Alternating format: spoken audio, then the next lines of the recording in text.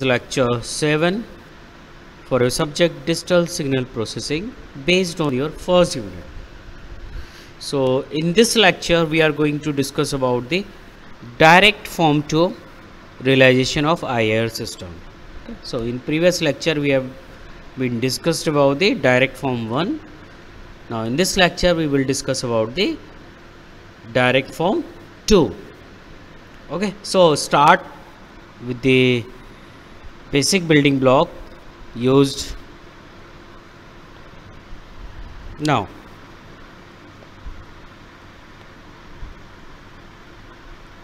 Starting with the your direct form 2. Okay, so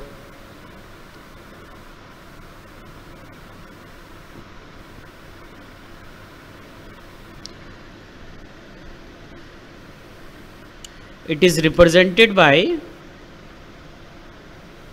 same function hz equal to h1z multiply with h2z. Clear? And this is your h1, this is your h2, so this is your h1z, h2z. Here you are giving xn, here you are getting yn. Okay, and at this point wn. Okay, so अगर मैं ऐसे dotted दोनों box को represent कर दूं,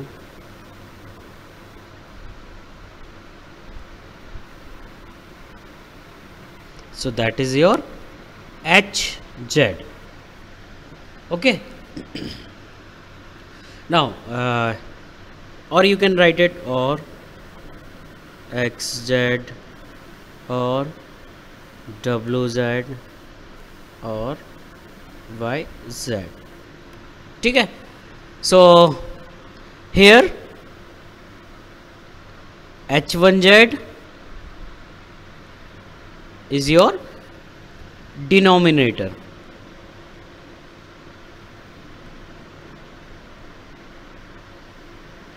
of hz.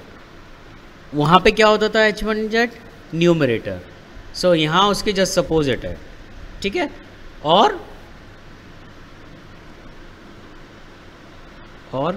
Called all pole system, all pole system. Okay, now h2z will be your numerator,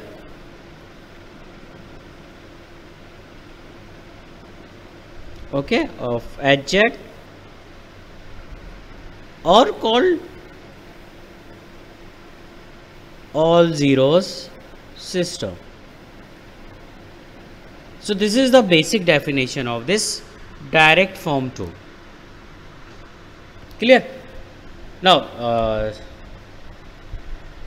what we will do, we will take one example. Okay, so example के through आसान होगा समझना. Same question जो मैंने previous lecture में लिया था, we will take same question over here. So like example, determine the direct form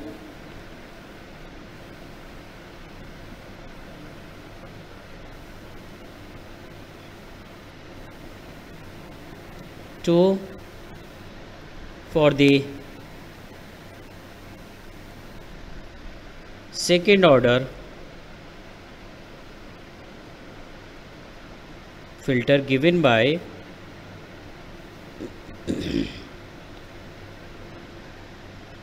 okay, so I am writing the equation over here. Yn equal to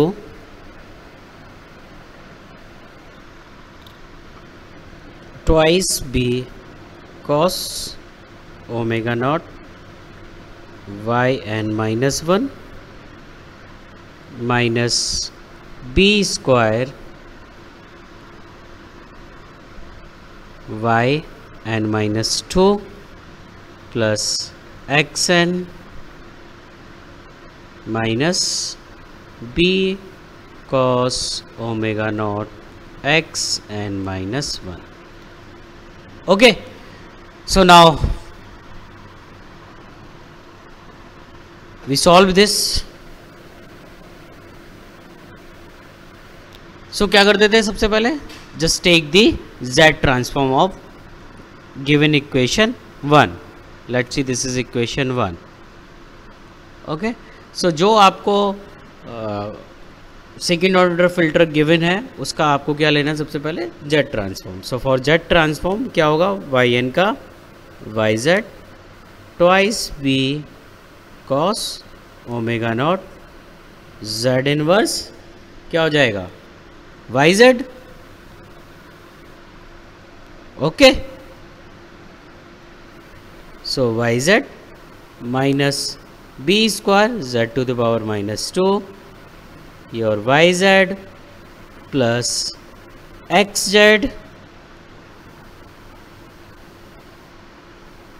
minus b cos omega naught z inverse your xz. Okay, so just निकालना क्या है आपको, yz upon xz, यही आपका hz होता है. So just take the yz common, क्या आ जाएगा, 1 minus twice B cos omega naught z inverse plus B square z to the power minus 2. Okay, और यहाँ पे क्या ले लें common, xz, and you will get 1 minus B cos omega naught z inverse. Now from here hz equal to क्या होता है, yz upon xz. So from here you will get 1 minus p cos omega naught z inverse divided by 1 minus twice b cos omega naught z inverse plus b square z to the power minus 2. Clear. सो यहाँ से हमारा क्या आ गया, hz. Now for direct form 2, h1 क्या था, your denominator. Okay, so h1z के equal to क्या हो जाएगा, we can write it down 1 upon 1 minus twice B cos omega naught z inverse plus B square z to the power minus 2. और h1z अगर मैं figure से देखूं, okay, सो अगर मैं इधर फिगर से देखता हूँ, सो h1z क्या होगा, omega z upon xz. So directly you can write it down, that is equivalent to your wz and xz. Okay, don't be confused. Sometimes I said omega z, or sometimes I said wz. So both are, I'm taking same thing. So wz, or you can say omega z. Okay, so from here you can calculate the wz. wz इधर लाएंगे हम. So wz minus twice b your cos omega naught z inverse wz plus b square और z to power minus 2 wz equal to क्या हो जाएगा आपका xz. Okay, now you can calculate wz equal to, क्योंकि यही हमें चाहिए output क्या है हमारा, wz h1z के पास. सो wz इक्वल टू क्या हो जाएगा, ये उधर ले जाएंगे, xz पॉजिटिव प्लस का twice B cos omega naught z inverse wz plus B square z to the power minus 2 wz. ये हमारी इक्वेशन आ गई. Now taking the inverse transform, taking the inverse transform, let's see this is equation 2 of equation 2। क्या हो जाएगा W Z का? W N हो जाएगा सिंपली। एक्स जेड का क्या हो जाएगा? एक्स एन हो जाएगा। ना एक डिले हो रहा है तो twice B cos omega naught और डब्ल्यू एन माइनस 1 हो जाएगा। क्लियर? अब यहाँ पे क्या है? z to the power -2, so 2 delay चला जाएगा plus, let me check,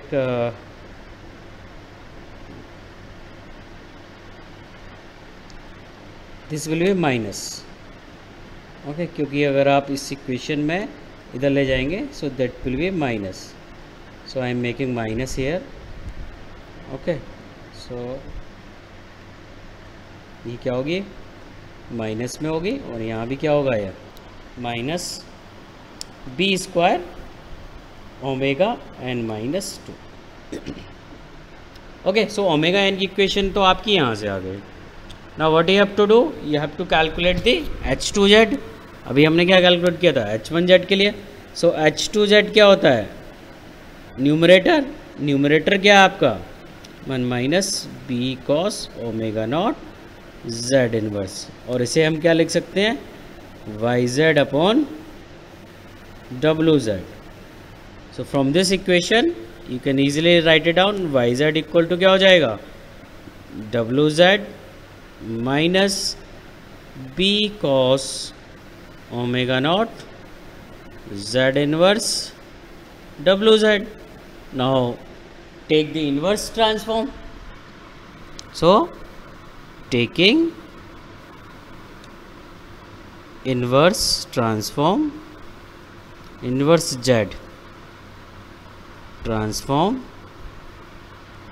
what you will get? Yn equal to wz का wn minus b cos omega naught wn minus 1। Okay, so हमारे पास क्या हुए? This is your equation. Let's see, this is equation your, this is equation 3 and this is equation 4। 3 and this is equation 4। Okay, so हमें बनाना क्या है? किसका diagram? 3 and 4 का। ओके, सो 3 में you can see here, sorry, क्या लिखा है? WN equal to XN। Now you can see here कि जो आउटपुट WN क्या है आपका इस इक्वेशन का आउटपुट। सो इस डायग्राम में ये WN-1 और WN-2 यूज़ हो रहा है। ठीक है, सो ये याद रखना है आपको। सो फिगर बना लेते हैं। जो आपका डायरेक्ट फॉर्म है क्या हो जाएगा? एक तो XN आपका डायरेक्ट जा रहा है, पहला पॉइंट आपका क्या है? XN ही है, और प्लस उसके बाद क्या था? Twice B cos omega naught. So वो हम बाद में बनाएंगे। ठीक है, सो यहाँ पे मैंने प्लस कर दिया और यहाँ पे क्या मिल गया आपको? कोई WN। ठीक है, now in equation you can see here we are using 2 delay, WN-1, दूसरा WN-2। सो सबसे पहले एक डिले लगा देते हैं हम, Z इनवर्स। दूसरा डिले लगा देते हैं Z इनवर्स। ओके, सो एक डिले आपको किसके साथ मिल रहा है? ट्वाइस बी ओमेगा साथ मिल रहा था, तो यहाँ पे हमने क्या कर दिया? मल्टीप्लाई कर दिया। किसका? Twice B cos omega naught. Okay, so ये यहाँ पे चला गया, ये भी प्लस साइन। और दूसरा क्या था? Minus B square. सो वो 2 डिले चाहिए था उसमें, सो इसे हमने क्या दे दिया? Minus B square. ठीक है, so that is given in this. Okay, and it will be goes here. Here is your xn is going over here and यहाँ से ये डायग्राम आपका फर्स्ट इक्वेशन जो थी इक्वेशन 3 थी उसका आपने इस इक्वेशन का रियलाइजेशन बना दिया। ये दूसरी इक्वेशन में क्या है? y n इक्वल टू क्या है? Omega n। एक तो ओमेगा n जो यहाँ पे आ रहा है ठीक है, माइनस टाइम्स क्या है, ओमेगा एन माइनस वन, एक डिले के साथ हो रहा है। क्लियर? सो क्या सिंपल, एक तो हमारा डायरेक्टली ही आ रहा है ओमेगा एन, सो हमने डायरेक्टली बना दिया, और एक क्या आ रहा है, एक डिले के बाद आ रहा है, सो यहाँ से ले लेते हैं हम, एंड डिले में मल्टीप्लाई किसका हो रहा है, minus B cos omega naught. So हमने यहाँ पे क्या ले लिया, minus B cos omega naught, and ये यहाँ पे हमने इसे ऐड कर दिया, और यहाँ पे क्या मिल गया आपको, your Y N. Okay, so this is your realisation, direct form,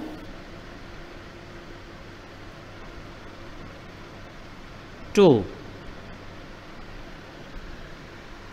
clear?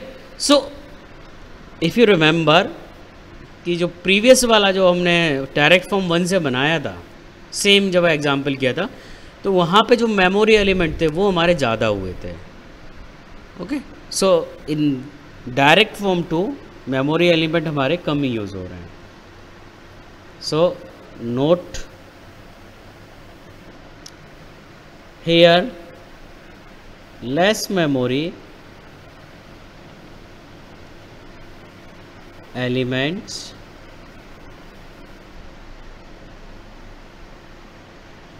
is required. Okay, and this is the, or that is the main advantages.